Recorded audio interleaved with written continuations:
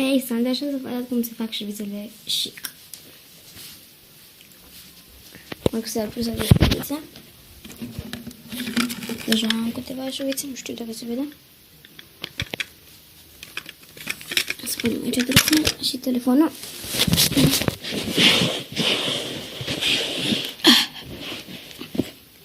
Așa. O să-mi fac o șerveță de roz. Mai întâi trebuie să luăm o rezervă de burete. Deschidem tubulețul și punem de-a lungul, adică așa.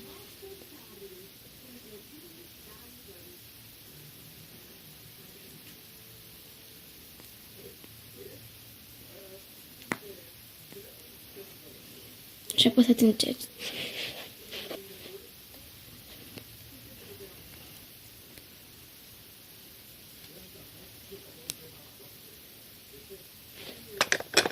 Cum am spus, apăsăm puțin.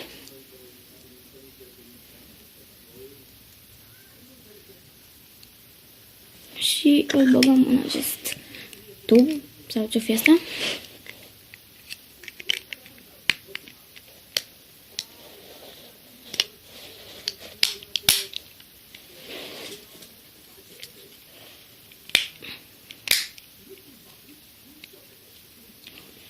Bun, acum luăm o șuviță de păr. Punem înăuntru.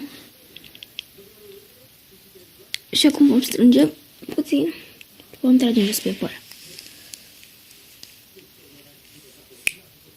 Mai încerc o dată.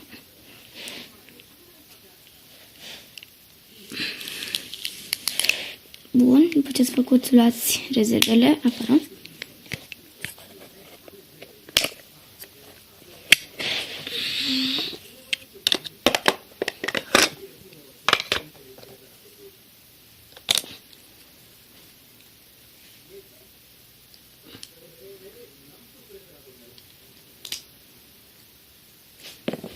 Bun. Mi-am făcut șuvița, dar acum, ca să și mai drăguț, o să dați puțin.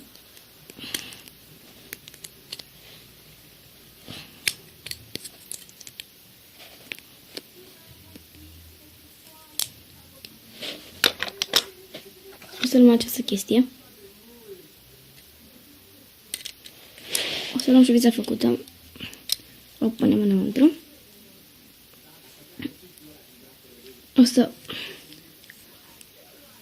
O să ridicăm sus.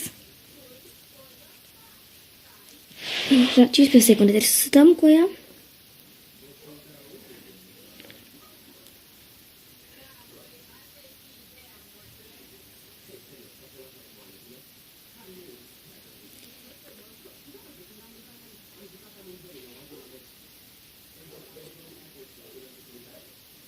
Ok, însă le lăsăm și uitați cum stă. Și vedeți cum s-a și făcut roz. Pe aici se vede mai bine puțin. Așa, uitați. Mă uit în oglindă și se vede foarte drăguț. Uitați. Se vede foarte ok. Uitați, merge pe mai roz. Se vede cam pe aici.